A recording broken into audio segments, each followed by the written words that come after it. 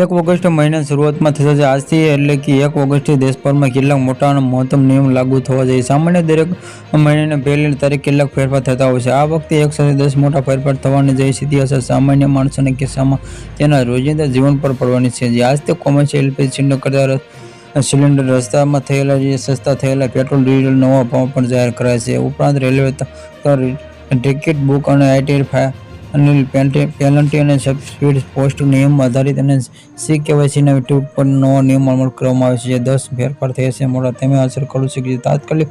જે આજથી બેંકો, વીમો કંપની, મ્યુચ્યુઅલ ફંડ મેનેજમેન્ટ કંપનીમાં CKYC 2 પર લાગુ થયું છે. નવી સિસ્ટમમાં ગ્રાહક ડિજિટલ મુજબની સંપત્તિ આધારે સેન્ટ્રલ રજિસ્ટરમાંથી KYC વિગતો મળી શકાય છે. એટલે જ વારંવાર ડોક્યુમેન્ટ જમા કરવાની ઝંઝટમાંથી મુક્તિ મળે છે. જે સ્પીડ પોસ્ટમાં તાત્કાલિક બદલ માટે નિર્ણય પોસ્ટ જે સ્પીડ પોસ્ટ કેટેગરી ચાર્જમાં ફેરફાર કર્યો હોવાના આધાર પાન કાર્ડ અને પાસબુક, ચેકબુક, અન્ય સરકારી દસ્તાવેજો મોકલવાની ડોક્યુમેન્ટ કેટેગરી ગણવામાં આવે છે. જ્યારે તમામ વસ્તુનો પર્સનલ કેટેગરી ગણવામાં આવે છે મુજબ ચાર્જ લાગશે. ઓગસ્ટમાં મહિના 14 દિવસ બેંકો બંધ તહેવારોમાં હારમાળા હોવાની બેંકોમાં કુલ 14 દિવસ રજા રહેવાની, જેમાંથી રવિવાર, બીજા ચોથા શનિવાર રજા રહે. ઉપરાંત સશસ્ત્ર 15 ઓગસ્ટ, રક્ષાબંધન, જન્માષ્ટમી અને 15 જેમાંથી તહેવારોનો સમાવેશ થાય છે. બેંકો તથા RBIમાં જે ક્લિક લેવામાં આવેલી જે વેપારીઓને સ્ટોક લિમિટ લગાવવાની જે વેપારીઓને 30 દિવસ સુધી આવતા જેમાં 4 કિલોમીટર કાઉન્ટર જે સ્ટોકમાં આવતા જે શકશે જે નિયમ 30 નવેમ્બર 2023 સુધી અમલ કરે છે.